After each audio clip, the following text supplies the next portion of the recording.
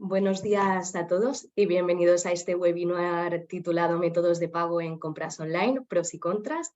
Mi nombre es Ana Sureda y voy a ser la moderadora de este webinar y junto a Antonio Gallardo explicaremos algunas de las dudas más frecuentes respecto a los métodos de pagos online. Para las personas que sea este vuestro primer webinar con nosotros, os indicamos que hay una opción de chat. Esta opción de chat la podéis abrir si estáis utilizando la página web en la parte inferior de Zoom. Vais a ver una opción de chat y si clicáis ahí, en la parte derecha se va a abrir el chat donde veréis al resto de los participantes interactuar y en la parte inferior una opción donde vosotros podréis escribir un poco lo que queráis.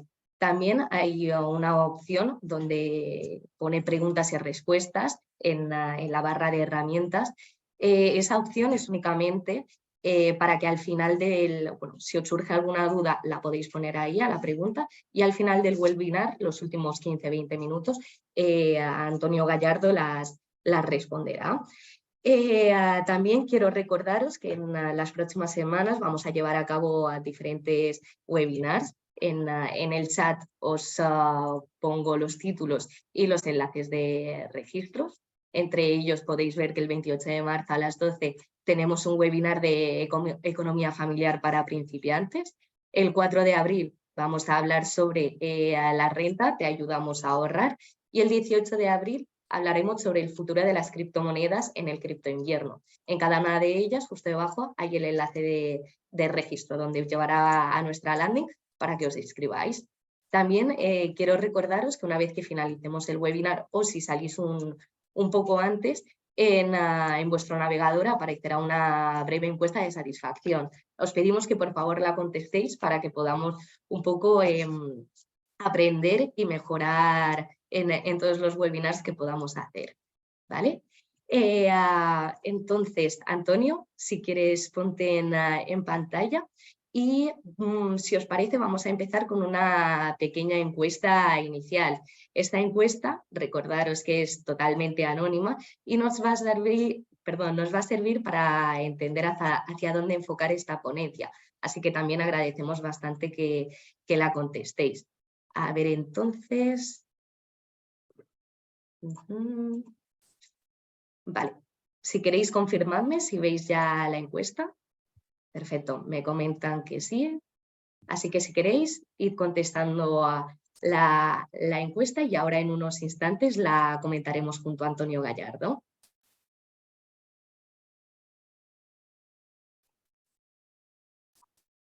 Vale, perfecto, veo que la gente ya la está contestando. Estupendo.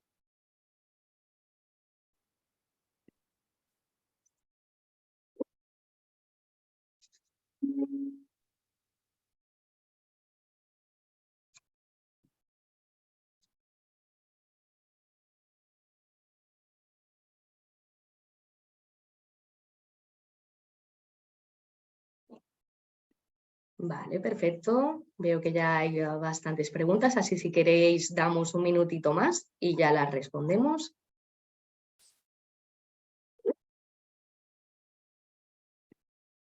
Sí. Y mientras tanto, aquí os presento a Antonio Gallardo, es un colaborador de Asufin. Antonio. Hola, muy buenos días. Pues nada, aquí encantado de volver a participar en un webinar. Muy interesante, entiendo yo, porque más allá de que el fenómeno del comercio electrónico, no es que sea ya una realidad, sino que se está imponiéndose incluso en algunos productos frente a otras formas tradicionales. Como veremos más adelante, pues por ejemplo, pocos ya van a una agencia de viajes a hacer un viaje con respecto a lo que los contratan online. Pero más que ello, nos centramos en las formas de pago, porque al final, sobre un filón, si me lo permitís, que es el comercio electrónico, pues no solo es que se están aplicando formas de pago tradicionales en el uso de tarjeta, ¿no? Como la que estamos utilizando en el comercio habitualmente, ¿no? Y que vemos además ese incremento fuerte, ¿no? Con muchas más tarjetas y muchas más operaciones, especialmente porque, bueno, pues está permitiéndose ya en muchos sitios el uso de la tarjeta para importes muy pequeños que antes no se hacían, ¿no? Sino que se está siendo una especie de laboratorio, ¿no? De de nuevas formas de pago, las cuales además, bueno, pues tienen ventajas, tienen inconvenientes y tienen riesgos. Y a esto añadimos pues, el auge de lo que está revolucionando incluso más el comercio electrónico, como es el comercio C2C, ¿no? El C2C, el consumidor al consumidor, ¿no? Con productos de segunda mano, que al calor de que es cierto, ¿no? De darle una segunda vida a los productos, ¿no? De esta concienciación, pues también está llevando a que se esté multiplicándose en todo tipo de productos, ¿no?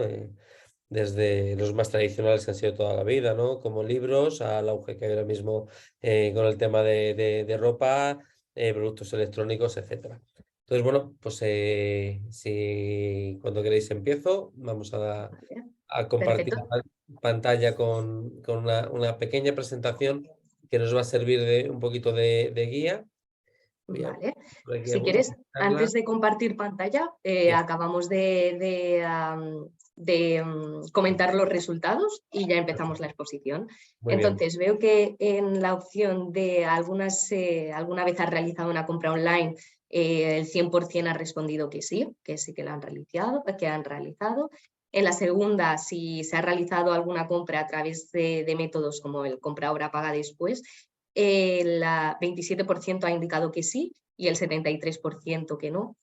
En la tercera pregunta de cuál ha sido el importe máximo por el que has fraccionado una compra, el 18% nos indica que menos del 100, también el 18% nos indica que entre el 100 y el 400 y el 18% más de 1000. Y luego el 45%, casi la mitad de los asistentes, nos indican que nunca han fraccionado una compra. Y ya por último, si sabes en qué debes fijarte a la hora de optar a pagos a plazos, por pagar a plazos, un 9% nos indica que sí, el otro 9% nos indica que no y un 82% nos indica que no está del todo seguro. Así que a ver si al finalizar el webinar aclaramos un poco estas dudas y las que vayan surgiendo a lo largo de la hora. Y vamos viendo eso, pros y contras de esta realidad que la verdad que se nos está imponiendo. Muchísimas gracias, Ana. Nada. Pues En- vamos a empezar a compartir y vamos a darle a reproducir y ya me comentáis si lo estáis viendo todos de forma correcta. Perfecto, lo vemos todo correctamente, Antonio. Muy bien. Pues nada, como el propio título del webinar son métodos de pago de las compras online. Y bueno, pues ya de forma anticipada decir, ¿cómo compras online? ¿Existen métodos distintos? Pues hay métodos que son iguales, ¿no? Pero sí que hay cierto que hay ciertas peculiaridades y como ya he adelantado, existe una tendencia a que muchas innovaciones las estemos centrando justamente en las compras online por varias razones, por su crecimiento, por su importancia y porque facilita. Igual que la compra online suelen ser compras que a veces las meditemos y a veces pues bueno, busquemos, ¿no? Y entre diferentes productos comparemos antes de hacerlo, pero generalmente son compras que son mucho más rápidas y aquí tenemos un hándicap que es cuando se nos presentan formas de pagos y productos también de forma muy rápida, porque no nos da tiempo muchas veces a considerar sus pros y sus contras y sus costes reales, ¿no? Que al final es un problema que, por ejemplo, lo estamos viendo mucho a la hora de la transparencia de la contratación de tarjeta revolving, que si al final contratamos esas tarjetas cuando estamos haciendo un pago en un supermercado, un hipermercado o vamos a financiar una lavadora, pues no vemos esos pros y los contras. Entonces, el principio es ver un poquito cuál es la situación, ¿no? del comercio online en España y sobre todo ver que hay ciertos tópicos y ciertas cosas que creemos y que se está yendo mucho más allá del mismo, ¿no? Yo voy con datos oficiales y son datos de la Comisión Nacional del Mercado y la Competencia, ¿no? Que van un poquito desfasados, pero sí que nos dan un poquito de la idea de la situación. Van un poco desfasados porque los últimos que tenemos son del segundo trimestre del 2022. Pero a mí lo que me importa es que veamos que teníamos una idea y además noticias, ¿no? Como despidos en Amazon, ¿no es cierto? De que el comercio online se ha estancado, que se había sobredimensionado mucho en la época de la pandemia y que se ha estancado. Nada más lejos de la realidad. Lo que está pasando es que se está democratizando, si me lo permitís, entre comillas, que tiene su lado bueno y su lado malo. Su lado bueno es que está claro que tenemos muchas más ofertas de productos y, como veremos también, muchas más ofertas de productos que vienen de fuera. Compramos no solo en España, sino que estamos comprando muchísimo en el extranjero, con lo cual, bueno, buscamos precios, buscamos mejorar. Esa democratización en el fondo es buena, pero lo que le genera también es que nos puede generar ciertas inseguridades, que es algo que también que trataremos, en el sentido que es muy distinto comprar a un Amazon, que sabemos que tiene con sus pros y sus contras, ¿no? No vamos a debatir su papel en la disminución de otro tipo de comercios.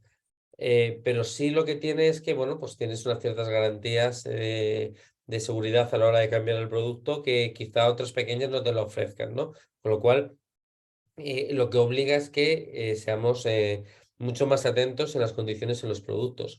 Pero si vemos, estamos hablando de crecimientos interanuales de un 33%, que es una barbaridad. Y si lo vemos en volúmenes de operaciones, estamos hablando de 325 millones de transacciones al trimestre, que son más de 109 millones de transacciones más o menos de media mensuales. Si vemos al final que son 18.190 millones de euros entre 109 millones de transacciones, lo que vemos es que existe mucha transacción pequeña, que es algo también que está haciendo crecer mucho el comercio electrónico.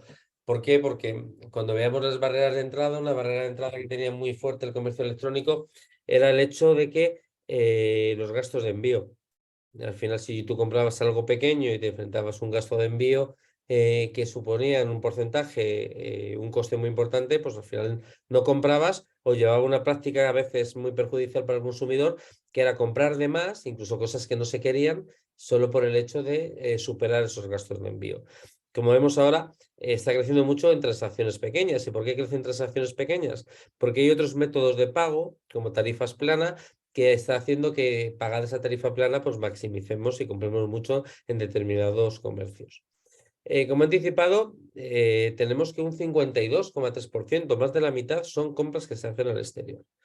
Todos tenemos la idea de grandes operadores que están en países asiáticos, en los cuales se compra mucho, se compra pequeño y se compra sin costes de envíos o con costes de envíos muy reducidos.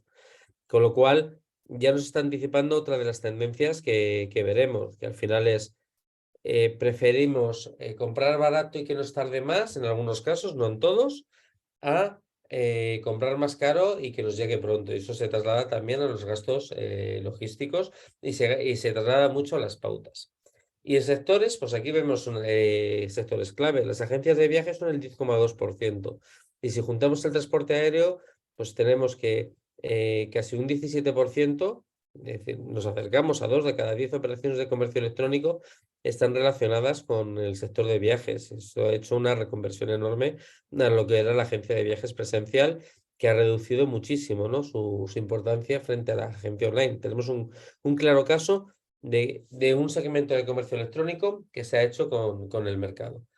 Y le sigue en tercera posición prendas de vestir con un 6,5%, en el cual tiene también mucho que ver no solo el pago de primera mano, sino el pago del comercio de segunda mano, que está creciendo esencialmente por el tema del textil.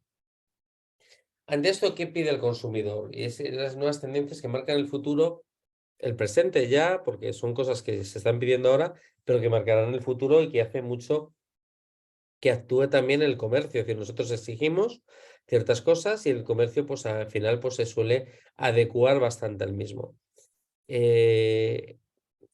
Tenemos un consumidor que es más exigente, pero bueno, pero vemos ciertos cambios que son importantes porque también, aunque sean exigencias, a la forma de adaptarlas al comercio puede conllevar ciertos riesgos. En primer lugar, que es muy obvio, seguro que todos lo tenéis en mente, es el tema de que tiene el teléfono móvil. El teléfono móvil ha pasado en pocos años de ser una herramienta esencialmente de consulta. Yo miraba, yo ojeaba, pero terminaba la compra en casa en el ordenador a comprar, ¿no? Esto conlleva pues ventajas e inconvenientes. Bueno, la ventaja es clara, podemos comprar en cualquier momento y hacerlo, pero también muchas veces el teléfono móvil, aunque tengamos páginas web de comercios muy diseñadas en torno tener una experiencia de compra muy adecuada y finalizarla, porque es el objetivo del comercio electrónico, suele generar unas compras más compulsivas, más rápidas y menos meditadas que cuando se hace, por ejemplo, en el ordenador en casa. Entonces es algo también que tenemos que tenerlo en cuenta. Las entregas gratis. Se sigue primando mucho el precio del coste del envío. Es cierto que los costes del envío se han reducido mucho y que lo más general es que al final tengamos ciertos que también son riesgos, que muchas empresas lo que nos dicen es que a partir de un determinado volumen de compra, pues es la compra gratis. Midamos también ese hecho porque nos puede llevar a que compremos cosas que no utilicemos, y claros ejemplos están en el sector de la alimentación, que a veces se compra de más por este mismo hecho, y los residuos que generan y el desperdicio, todavía estamos en unas tasas muy elevadas. Existe una minoría que está dispuesta a un sobrecoste para recibirlo antes, pero ese sobrecoste se nos está trasladando especialmente a pagar unas cuotas fijas al año, en el cual, bueno, pues pagamos 25, 30, pues tenemos ejemplos Amazon, el Corte Inglés, similares, 25, 30 euros al año, que creemos que es barato porque vamos a hacerle muchas compras, y ese es el truco, porque al final lo que está generando es una cierta fidelidad, ¿no? Y sí que es cierto que es un sector que está un poco a redefinir, porque hemos visto, por ejemplo, en Estados Unidos, que al final nos anticipa muchas veces muchas tendencias, como muchas de estas empresas de envíos muy urgentes, de envíos prácticamente en el día, pues estas empresas muchas están teniendo ciertos problemas porque existe una reducción acabada de una situación anómala como ha sido la de la pandemia. Las devoluciones es otro punto clave. 7 de cada 10 consumidores en España realizan devoluciones, ¿vale? El problema es que, ¿cómo se hacen estas devoluciones? Porque vemos que muy poco, un porcentaje mucho más reducido, un 21%, está dispuesto a pagarlas. Y eso es un problema que está en todos los sectores, pero especialmente tiene sectores de más potencialmente a tasas de devolución más altas, como es el sector textil, ¿no? Entonces, bueno, pues, ¿qué es lo que está pasando en muchos casos? Ahora mismo tenemos una campaña de AliExpress que justamente está hecho en el caso de la devolución, pagando una cuota plana, como hemos dicho antes, ¿no? Muchos sectores de ropa lo que sí que permite esa devolución sin pago es haciéndolo en el comercio, con lo cual al final nos estamos enfrentando a un comercio que está siendo híbrido y que por un lado, pues bueno, fomenta el comercio online, pero que no deja de depender del comercio físico. La sostenibilidad, y este es un punto clave y lo veremos al final, por las implicaciones que tiene financieras. Un 50% compra y vende de segunda mano ya, y un 53% está dispuesto a pagar bajo demanda. Y ahí estamos viendo un tema más de sostenibilidad pura, porque el pagar bajo demanda conlleva tiempos de entrega más elevados. Pero ya que una mitad de los consumidores online compra y venda de segunda mano, nos está dando la importancia de muchas plataformas que están teniendo el peso en España. Plataformas generales o plataformas muy segmentadas. Que no pensemos solo en un Wallapop, por ejemplo, ¿no? Sino pensemos, por ejemplo, en un Iberlibro que está copando el tema de los libros de segunda mano, ¿no? El conocimiento cruzado es la forma de llegar, y es una forma también que hay que alertar de sus peligros, porque los buscadores tienen una importancia enorme y detrás de ellos pues hay estrategias de todo tipo, anuncios, posts de pago para conseguir mejores enlaces y mejores posicionamientos. Pero estoy viendo que los más jóvenes, 6 de cada 10 lo hacen por influencers. Entonces aquí tenemos que ver la mirada que hace el influencer, porque el influencer al final también tiene una remuneración por hacerlo, ¿no? Entonces tenemos una mirada parcial que hace que sea potencialmente peligrosa y que tengamos también en cuenta, ¿no? Que detrás del influencer, en la mayoría de los casos, puede haber algunos que sí, no estamos, estamos con miradas subjetivas sobre ciertos productos o servicios o comercios directamente. Y la que más nos interesa a nosotros en nuestro webinar, aunque todas al final tienen una correlación y tienden al tema de la financiación, es que ya 1 de cada 5 fracciona sus compras. Y digo, por ejemplo, pues esta correlación, ¿no?, que existe cuando decimos que cuanto más volumen de compras haga, más se tiende a financiar. Y cuando digo volumen, no digo un volumen de compra individual. Hago una compra de un volumen grande porque compro una lavadora y la financio, sino incluso muchas microcompras que al final van a parar a una tarjeta de crédito normal o revolving y genera, como veremos, un peligro potencial incluso mucho mayor porque se tiende a perder más el control de lo que se compra que lo que lo hace un comercio físico, ¿no? Que es casi más consciente de las compras, ¿no? Entonces aquí vemos los riesgos, ¿no? Entonces, y son muy importantes porque nos relacionan con las finanzas. Que haya más transacciones no está haciendo que se disminuya, que se perciban riesgos, incluso hay algunos que son crecientes. Tenemos una gran preocupación por la custodia de datos y qué uso de la información se hace y con qué fines se hace la misma. Al final, esa democratización, eso de que al final pues vayamos a muchos, nos vamos a muchos, a que nuestros datos vayan a muchísimos comercios. Y muchos pueden ser comercios pequeños. Podemos comprar pues una quesería de Cantabria, un producto riquísimo y que nos encante. Esa empresa tiene que proteger esos datos, pero no tienen unas herramientas, un presupuesto potencialmente tan grande como tiene como tiene pues una empresa grande de comercio, ¿no? Entonces, el robo de esos datos y la identidad virtual pues está muy relacionado con ellos. El comercio seguro. Claro, tenemos muchas tiendas, pero tenemos que ver que ofrezcan fiabilidad y seguridad. Entonces, muchas veces se testea y muchas veces pues, se mira y se comprueba, ¿no? Entonces, ay, perdón, que me he ido hacia atrás, me he ido hacia adelante y no sé, ahora mismo, un segundito, ¿eh? Me vaya hacia atrás. Aquí. Riesgos de la forma de pago. Es cierto que se ha avanzado mucho en el pago con tarjeta y que los miedos que se generaban en su momento son menores, especialmente por el esfuerzo que han hecho las entidades financieras de ofrecerles sistemas de doble seguridad, que no son infalibles, pero bueno, pues ofrecen más seguridad, pero contra esto tenemos otros riesgos a las formas de pago.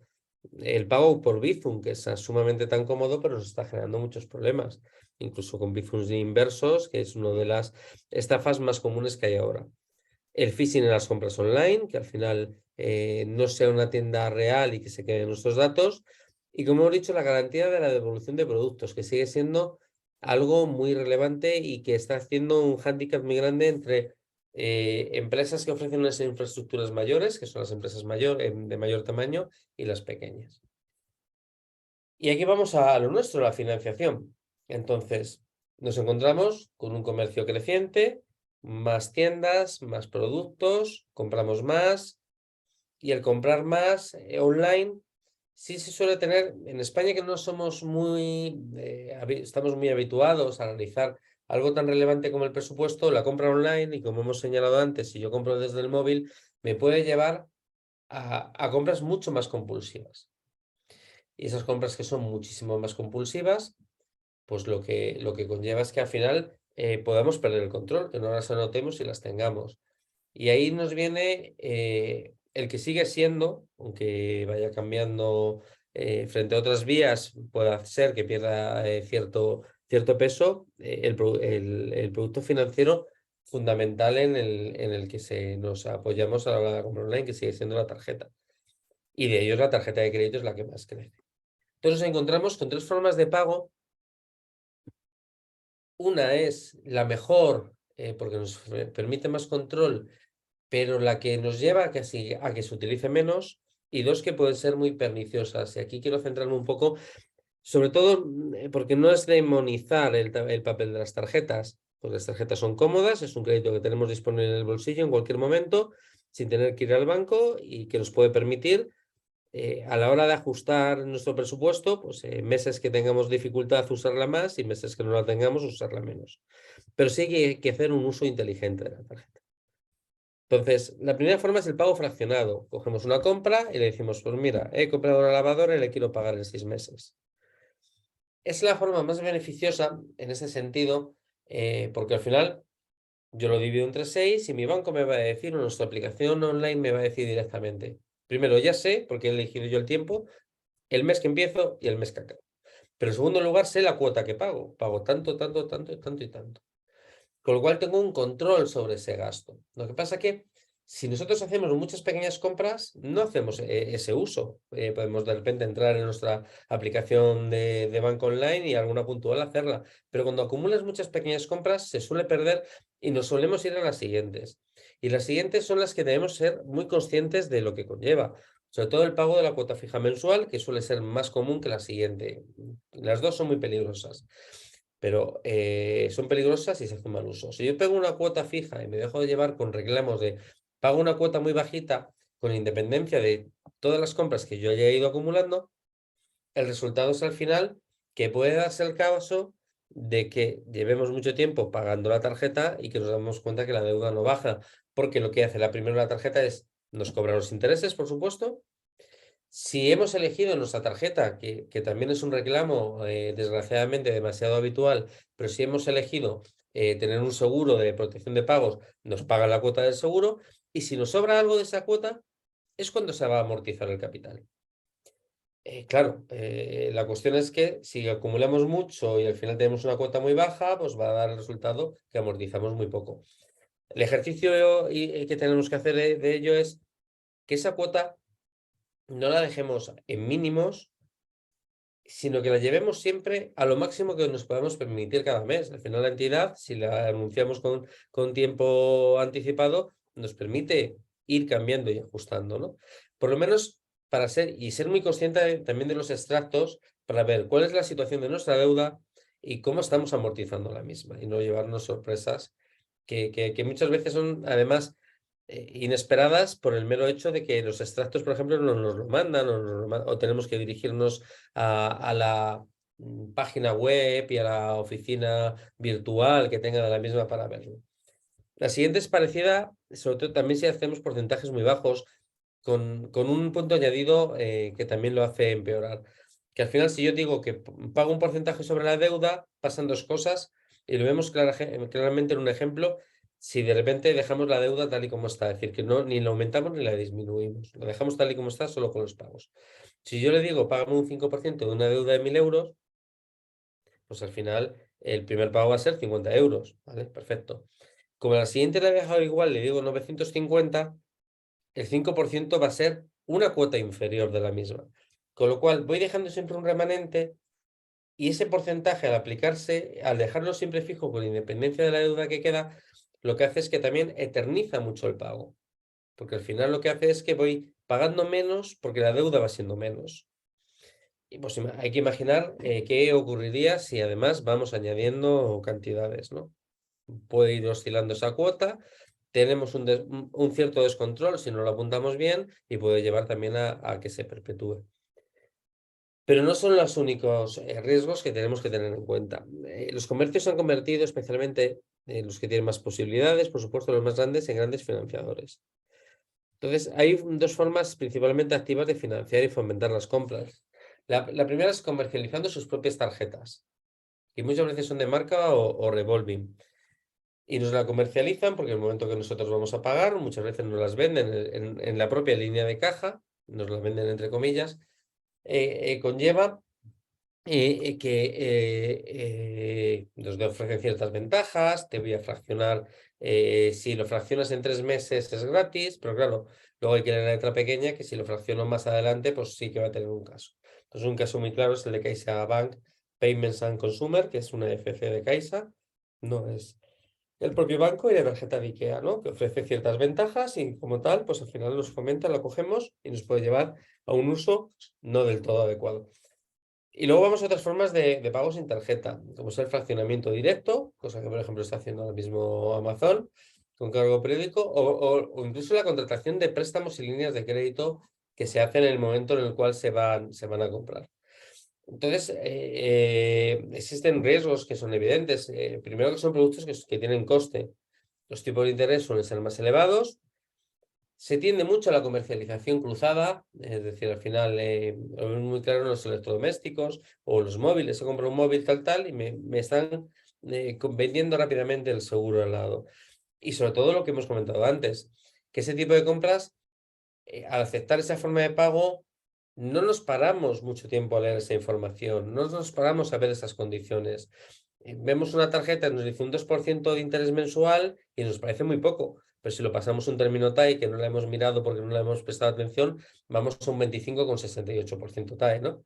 Entonces, bueno, hay que tener cuidado y, bueno, pues ver también la forma en la cual intentemos tener un control de las operaciones, intentemos siempre pagar lo máximo y luego intentemos al final tener una pausa para que poder analizar las tendencias.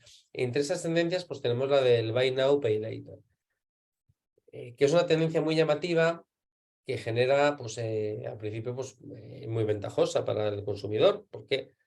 Porque el beneficio es claro, es decir, al final no estamos pagando en ese momento, sino lo que estamos haciendo es demorando un desembolso, con lo cual no tenemos presupuesto para este momento para comprar nuestra lavadora que estamos poniendo de ejemplo, pero bueno, la compramos y la pagamos más tarde. Y que ese aplazamiento generalmente en esta modalidad es un aplazamiento sin coste. En algunos casos podemos encontrar una pequeña comisión de apertura, pero la mayoría son sin coste. Pero frente a eso, pues volvemos a lo mismo, tenemos que centrarnos mucho en el control de las mismas. Si no controlas al final o planificas los pagos, te puede generar problemas. Yo he pagado la lavadora, la empiezo a pagar en el mes 3, pero no me la he apuntado y llega el mes 3 que tengo otros gastos, me viene el gasto que venía hacia detrás. Acumular muchas compras del Buy Now, Pay Later puede ser problemático y hay que centrarlos en que al final lo hagas de forma inteligente. Oye, pues mira, he comprado una cosa en octubre y me paga en diciembre, pero en diciembre me viene mi pago extraordinario y no tengo ningún problema para pagar la misma. Perfecto, lo podemos coger y ya está. Se aplica sin gastos, pero a importes no muy elevados. Al final, no lo podemos decir como producto reclamo, pero sí que se asemeja. Es una financiación al final muy atrayente, de la cual pues es un servicio añadido que te ofrece el comercio y al final pues te genera una vinculación. Pero si nos vamos a importes más elevados, no van a aplicarnos este Buy Now, Pay Later, sino nos van a aplicar una financiación tradicional con sus intereses, sus comisiones y con un coste global que debemos tener en cuenta. Con lo cual hay que diferenciar mucho el uno y el otro. Y luego, pues eso, puede llevar a compras compulsivas. Al final no ser consciente, que viene también muy relacionado, también cuando usamos las tarjetas de crédito, no ser consciente al final de lo mismo, pues sí que nos puede llevar a que compremos más. Nos encontramos con, para finalizar, muy relacionado el tema qué pasa con la segunda mano. La segunda mano, ya hemos dicho, ya genera que más de la mitad de los consumidores estén haciendo ese tipo de compras. Unas compras que muchas veces son particular a particular generalmente. Puede haber ciertas segundas manos que te vendan comercios porque sean, pues eso, retiradas de productos o similares, pero en este caso tenemos un enorme peso de la segunda mano por parte de compras de particulares a través de plataformas. Entonces hay que entender mucho que comprar de segunda mano no significa perder los derechos que tienen, aunque esos derechos son diferentes a que si compras un producto de primera mano. Lo que dice nuestra legislación es que podemos reclamar al vendedor particular en un plazo de 6 meses a contar desde que se entrega el producto. Hay que tenerlo esto muy en cuenta, por ejemplo, a la hora de comprar productos, una ropa o algo similar, pues es fácil ver un deterioro rápidamente y que podamos hacer una devolución. Pero, por ejemplo, un producto electrónico puede funcionarnos bien 6 meses, 7, pero de darnos cuenta que frente a una garantía de un producto nuevo, al mes 7, pues hemos perdido cualquier opción de reclamar. Y eso tiene que, claro, se tiene que reflejar en un precio mejor. Podemos reclamar, ¿qué podemos reclamar? Al vendedor los defectos y los vicios ocultos del producto. Pero también se puede exigir incluso resolver el contrato y que nos indemnicen o pedir la devolución del dinero. Y es lo que hace relevante. Yo puedo desistir la compraventa, puedo decir que como solución pues me rebajes la cantidad o incluso pedir una solicitud de indemnización. Pero ahí nos encontramos en la ventaja, es decir, yo he comprado un producto barato, 15 euros, 10 euros, ¿cómo lo reclamo yo? Me tiene cuenta, porque yo le puedo decirle al vendedor de segunda mano que me devuelva esos 10 euros, pues puede negarse, aunque tenga razón. Entonces, si él se niega, ¿qué mecanismos yo tengo para hacerlo? Entonces es una de las grandes dudas y es donde se están nutriéndose las plataformas que ejercen de intermediarios entre nosotros. Entonces, ese es un punto importante que hace que meditemos ciertas formas de pago con sus pros y con sus contras que vienen relacionadas con la segunda mano. En primer lugar, la entrega del dinero en efectivo y coger la plataforma como mero intermediario. Un anunciante, voy al anunciante, quedo con él, me da el producto, devuelvo el producto, pues es algo que puede generar muchos más riesgos al consumidor, en el sentido en el cual las posibilidades cuando son de pequeño importe de reclamación pues son mucho más limitadas. Entonces, al final, aquí lo que se produce es que la asunción del riesgo la tiene todo el comprador. Entonces, es algo que debemos meditar. Formas de pago alternativas, Bizum. En Bizum estamos viendo ciertos problemas dentro de las ventajas que tiene de ser una forma que de momento es gratuita, es una forma de pago muy cómoda, inmediata, pero bueno, que estamos viendo ciertos problemas porque detrás de esa inmediatez está la dificultad de dar marcha atrás a la misma. Entonces, frente a esta, pues, pues tenemos otras alternativas, pero aquí ya empezamos a jugar con el coste. PayPal al final en esta revolución, por poner un ejemplo, sigue resistiendo mucho porque sigue sobre todo muy centrada en un segmento que es cuando yo tengo una compra que no es del todo segura o que tenga ciertas dudas o que tenga una posibilidad de reclamación, porque al final lo que me está generando es una segunda capa de protección, ¿no? A veces muy inmediata, porque al final lo que se le va a requerir es al vendedor que pruebe que se ha hecho bien, se hacen unas ciertas pruebas y existen muchas posibilidades de que se devuelva la cantidad. El problema de estas plataformas está en el lado del vendedor. Y están en el lado del vendedor porque son plataformas que son costosas. Incluso se nos puede fomentar que utilicemos la entrega de dinero en efectivo como amigo para que sea mucho más barata, pero ahí también perdemos nosotros posibilidades porque estamos negando que existe una transacción comercial. Entonces, frente a estas, pues va perdiendo peso o hay vendedores que quieren que pierdan su peso porque le genera mayores costes a la hora de recibir dinero. Y luego está el uso de la plataforma como intermediaria. Y aquí debemos de estar muy atentos es qué hace la plataforma, cuál es la responsabilidad de la plataforma. Porque incluso en algunas plataformas, cuando realizamos ese pago, esa responsabilidad no existe. Ejerce una intermediaria que cobra unas comisiones, pero no existe la responsabilidad puede mediar, pero no de que ella devuelva ese dinero. Con lo cual, la revolución que tenemos del auge de la venta de segunda mano es algo que debemos tener en consideración. Ofrece muchas ventajas, nos permite dar vida a productos y con lo cual pues proteger el medio ambiente porque estamos disminuyendo. Pensemos, por ejemplo, que la industria textil es la segunda industria más contaminante a nivel mundial, pero hay que ver quién tiene esa carga, ¿no? ¿Quién asume esa carga de riesgo, ¿no? Y procurar que el comprador esa carga no la asuma, o si la asume, que sea conscientemente y sabiendo que corre ese riesgo a cambio de un precio mucho más barato o similar. Pero en la medida de lo posible, intentar pues, utilizar formas de pago que nos permitan hacer una reclamación de forma más exitosa y más económica. Si compramos un coche de segunda mano, pues seguramente nos pueda tener en cuenta, según el importe, incluso usemos vías judiciales, pero si compramos un jersey, pues seguramente no nos tenga en cuenta, ¿no? Si vemos que la tendencia es muchas más compras, muchos pequeños importes, pues también nos cambia muchísimo cuál es el horizonte, ¿no? Al que nos enfrentamos y los cambios que tendrá el comercio electrónico en los próximos años. Y ya por mi parte, yo creo que ya he hablado mucho. Muchísimas gracias.